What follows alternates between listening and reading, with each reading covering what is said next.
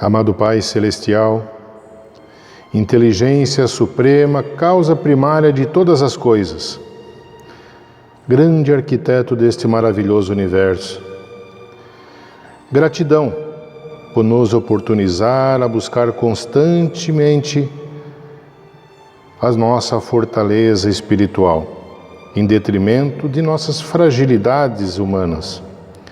Derrame sobre nós sua energia cósmica universal, para que possamos seguir diante das tribulações da vida. Que assim seja. Olá a todos os irmãos encarnados e desencarnados que estão conectados a essa casa de luz que fala de Jesus. Sejam todos muito bem-vindos.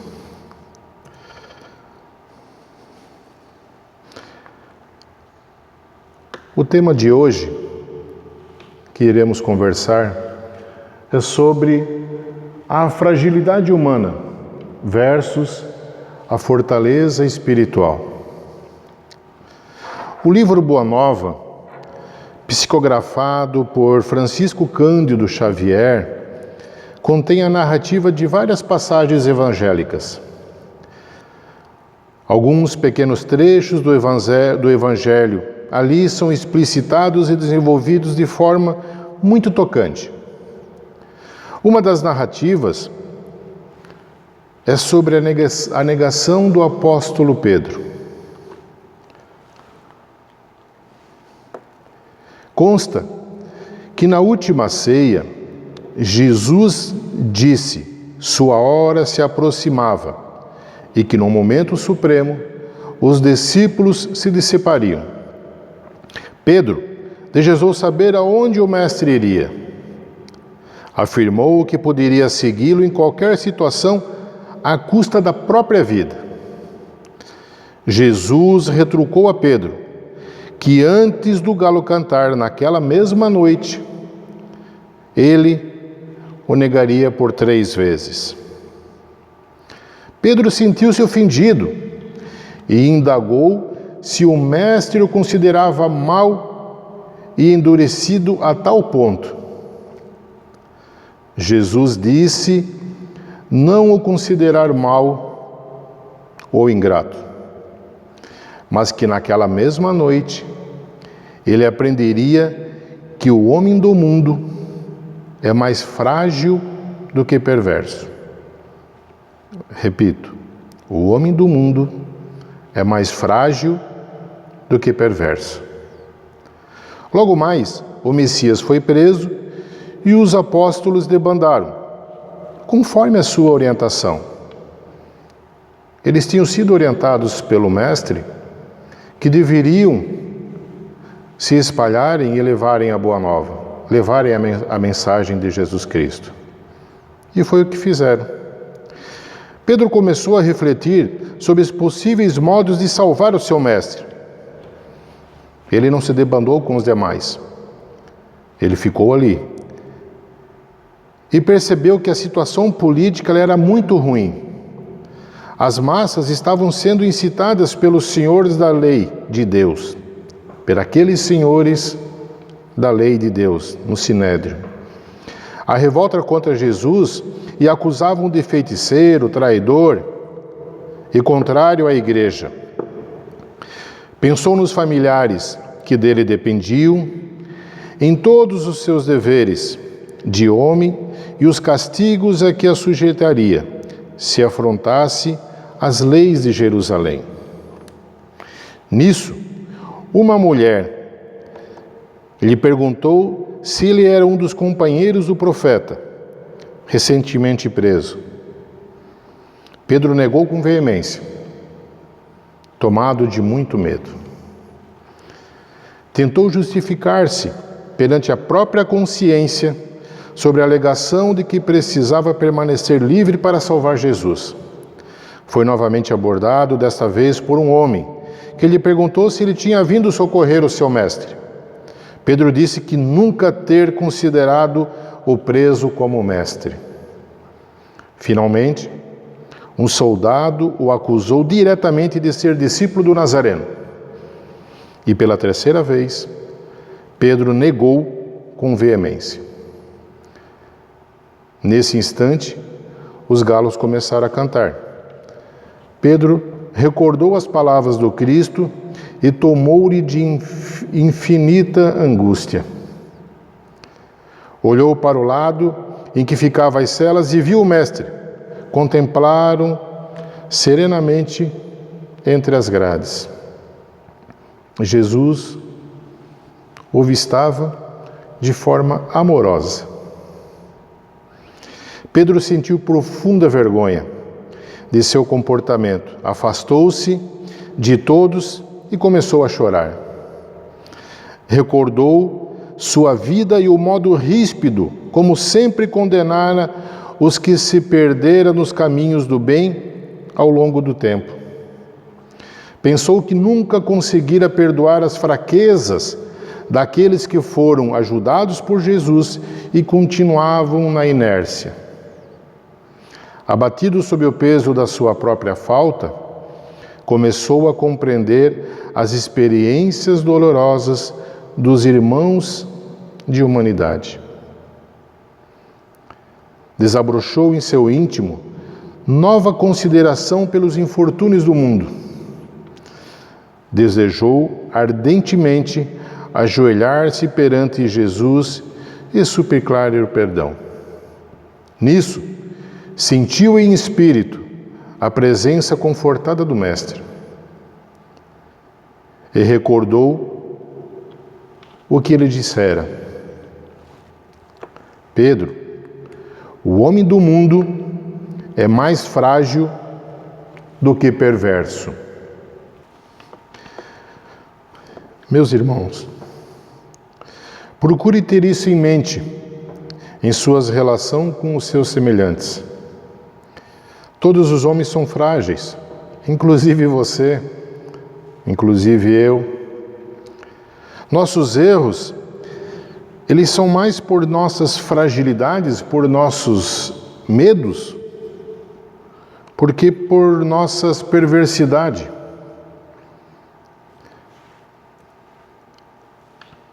Jesus, ele sabia que seus apóstolos ainda estavam formando a sua fortaleza espiritual. Eram pessoas simples, como nós. Sabia que iriam ainda se amedrontar diante de alguns desafios.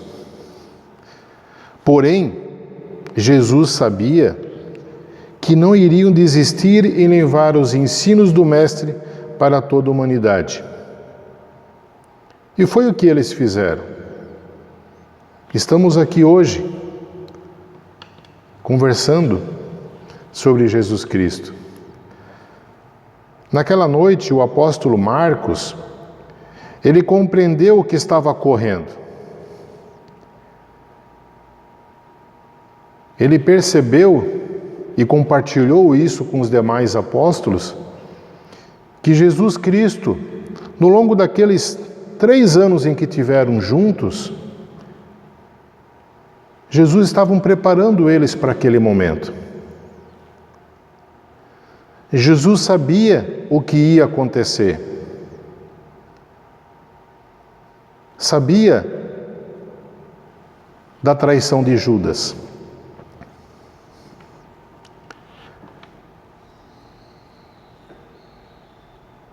E então foi o que eles fizeram. Se espalharam e foram levar a boa nova para os povos.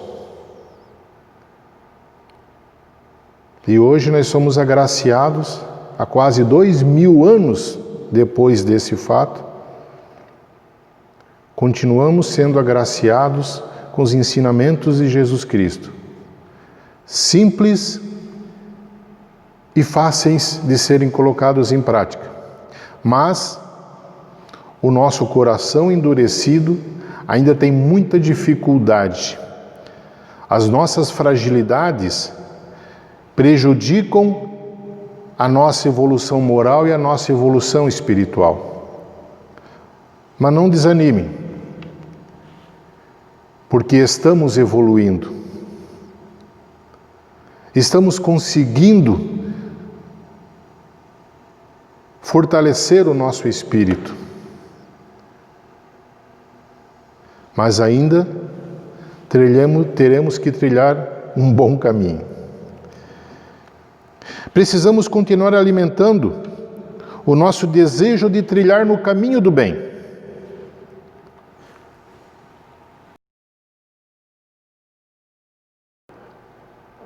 O cristão que trilha no caminho do bem, ele decide ser discípulo do Mestre. Vós sois o sal da terra e a luz do mundo, disse Jesus no Sermão do Monte. Todo aquele que decide trilhar no caminho do bem se torna o sal da terra e a luz do mundo. Aquele que vai temperar e aquele que vai dar sabor à vida. E através do seu exemplo, vai iluminar o caminho daqueles que o rodeiam. Os discípulos cristãos que decidem levar os ensinamentos do Mestre para os outros, se tornam um apóstolo dele. Jesus não tinha somente 12 apóstolos, naquele momento sim, mas depois outros vieram, como Paulo de Tarso e muitos outros, e ainda hoje Jesus consegue angariar cada vez mais apóstolos, cada vez mais cristãos, cada vez mais discípulos que decidem levar a boa nova. Esse é um apóstolo do Cristo. Agora, como está o seu interior? Você já se fez essa pergunta?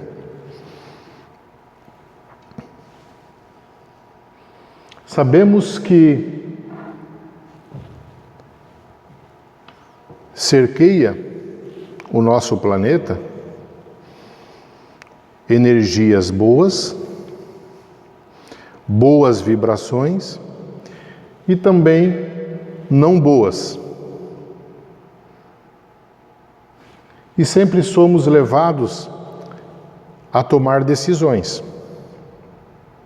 Decisões boas ou não boas. Paulo de Tarso, em 2ª Epístola aos Coríntios, na carta aos Coríntios, lá no capítulo 4, versículo 6, ele escreve: ainda que o nosso homem exterior se corrompa, o interior, contudo, se renova dia a dia. De repente, um vírus avassalador nos mostra o quanto nós somos frágeis, obrigando-nos a nos recolher ao nosso interior de nossas casas, privando-nos de o livre ir e vir. Aí percebemos que a humanidade estava aceleradamente distraída. E vimos a vigência do orgulho e do egoísmo em todos os níveis. Praticamente nós estávamos no piloto automático, levando uma vida muito acelerada e de forma muito distraída. A pandemia do coronavírus nos colocou em quarentena.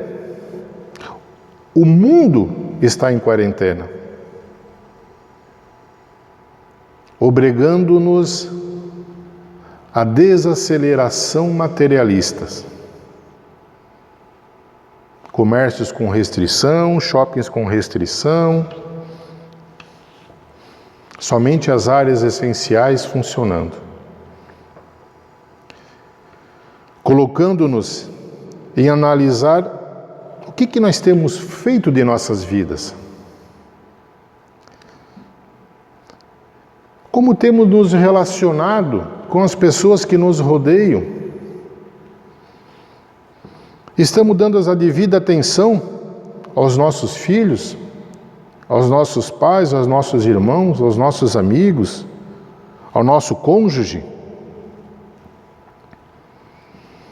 Forçosamente nós fomos colocados a olhar para dentro de nós, o que chamamos de microcosmo, olhar para dentro, para o nosso eu interior. Como é que eu estou diante de tudo isso? Nós fomos lembrados que devemos prestar mais atenção ao nosso ser do que ao nosso ter. Confesso a vocês que sinto saudades de abraçar minha mãe, de beijar meu pai.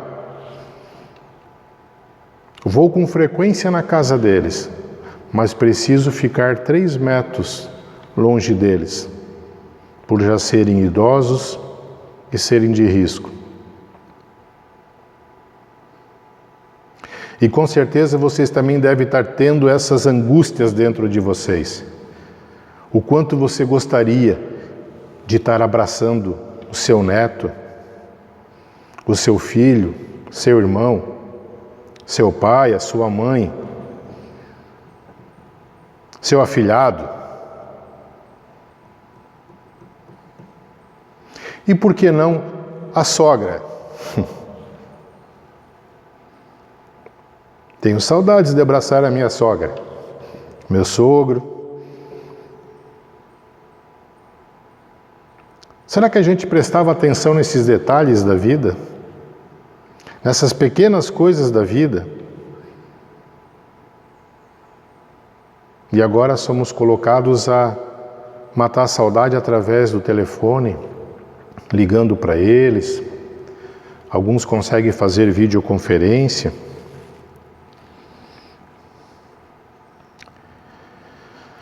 Na atual fase em que o nosso país e o mundo atravessam, nós precisamos refletir bem nas palavras de Paulo de Tarso, para que tenhamos bem claro a que ele se referia quanto à corrupção do homem exterior. O que seria isso? Tinha o apóstolo dos gentios total autoridade para fazer tal afirmativa que legou aos coríntios.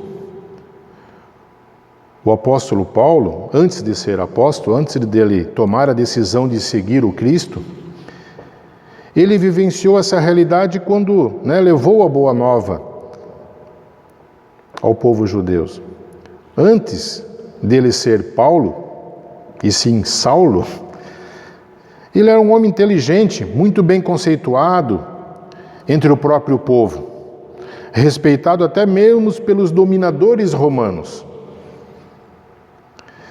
Excelentemente posicionado na sociedade, amado pelos familiares, respeitado pelos amigos e motivo de orgulho para eles. Agora, quando o Saulo de Tarso se volta para servir Jesus e se torna Paulo de Tarso, ele experimentou o abandono dos corações afins, a repulsa de seus familiares, a derrocada da sua posição social, a fuga para não ser morto em diversas ocasiões, a dor das chicotadas, o desprezo dos judeus, prisão, refúgio no deserto e todas as dificuldades que ele passou e que são desnecessários estarmos colocando aqui toda a sua totalidade.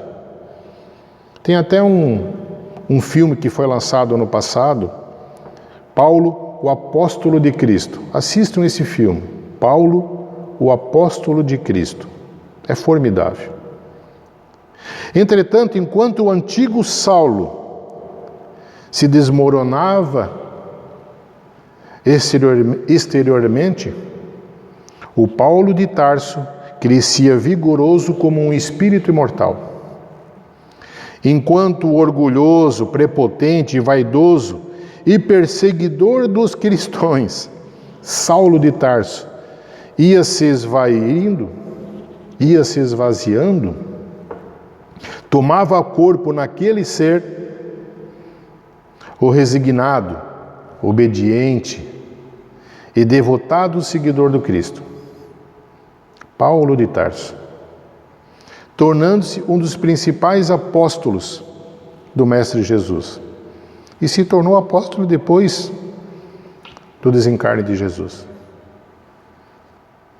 Embora a imensidão evolutiva que nos separa, desse espírito de alta relevância, nós temos as nossas batalhas, as nossas dificuldades, os nossos obstáculos a serem vencidos. Semeados que foram por nossas escolhas na posse do nosso livre-arbítrio. Afinal, somos agricultores de nossas próprias vidas. Se hoje estamos em dificuldade,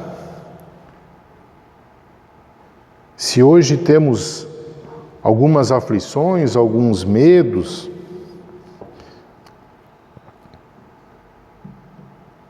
foram plantações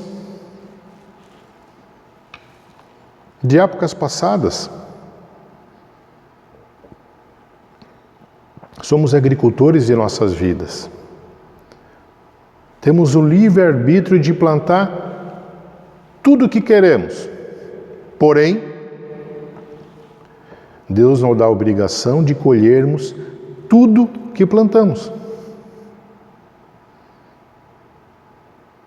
Então, qual é o segredo? Plantar coisas boas. Ter bons pensamentos. Boas ações. Já que nós vamos colher isso nessa encarnação ou nas próximas. Mas preciso também colher aqueles frutos não bons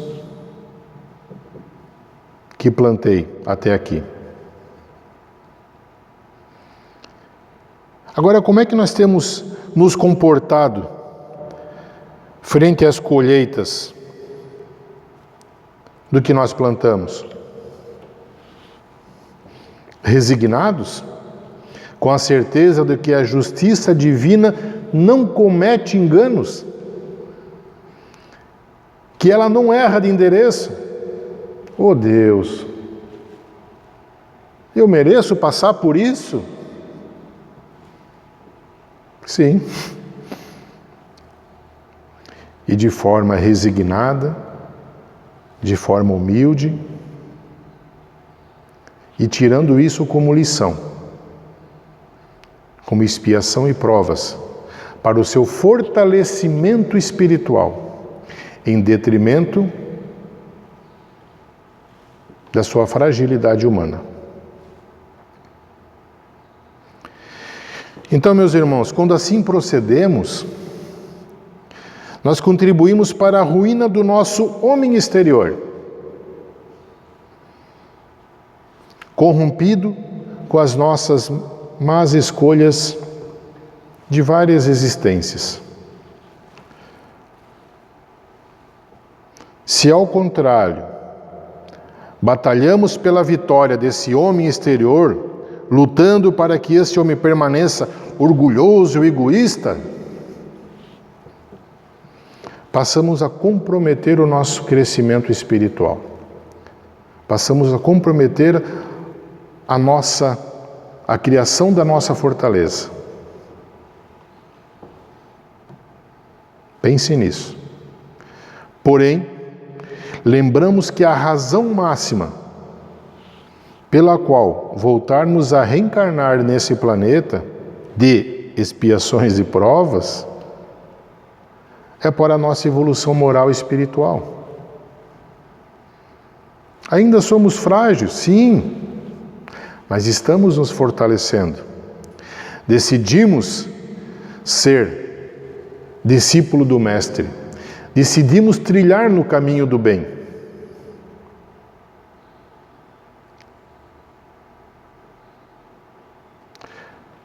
Portanto, não reclame das dificuldades e de sabores que a vida lhe apresente.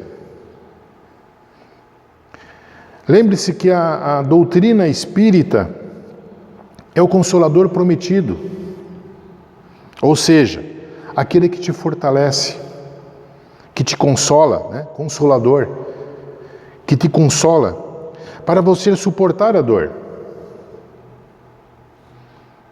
A fé raciocinada. Quanto mais entendemos o objetivo de estarmos encarnados nesse planeta, de onde viemos, o que temos que fazer e para onde iremos, quanto mais claro isso estiver para nós, através da fé raciocinada,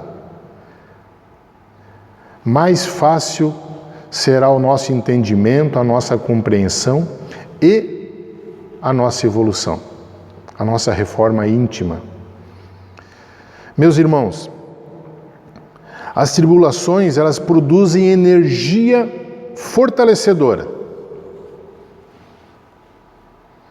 Essas energias fortalecedoras, elas produzem experiências. Nossa, como eu saí bem daquele problema de saúde que eu tive, daquela dificuldade financeira que eu tive, como eu me sinto mais fortalecido, como eu me sinto mais preparado para a vida. A gente escuta inúmeros relatos nesse sentido. Produzem experiências. E essas experiências, elas produzem esperança. O que é esperança? É o amor de Deus enchendo nossos corações.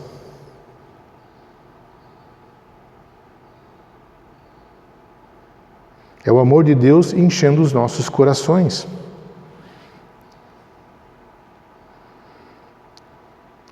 Então essa é a mensagem que deixamos para vocês.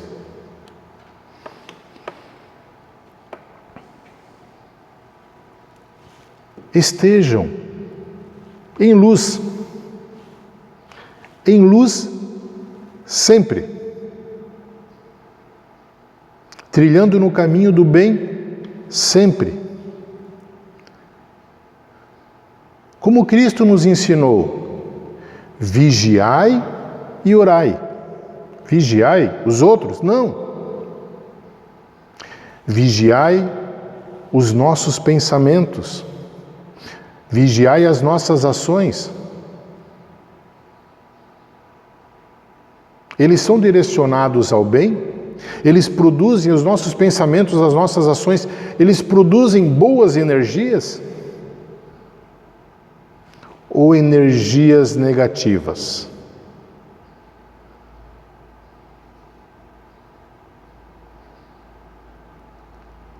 Sai da boca o que está dentro do nosso coração. Então precisamos alimentar a nossa alma com bons pensamentos, boas ações, porque isso fará com que nos energizamos interiormente. Fará com que essa energia se transforme em luz. E essa luz vai ficando cada vez mais incandescente dentro de nós, fazendo com que o nosso caminhar seja mais iluminado. Que a gente consiga enxergar as nossas passadas com mais nitidez. E essa luz vai ficando cada vez mais incandescente e ela ajuda também a iluminar aqueles que nos rodeiam através do nosso exemplo. Portanto, amados irmãos, trabalhem a sua fortaleza interior. Ainda somos frágeis? Sim, mas estamos trabalhando a nossa fortaleza interior. Portanto, estejam em luz, em luz sempre. Gratidão por me ouvirem, que assim seja.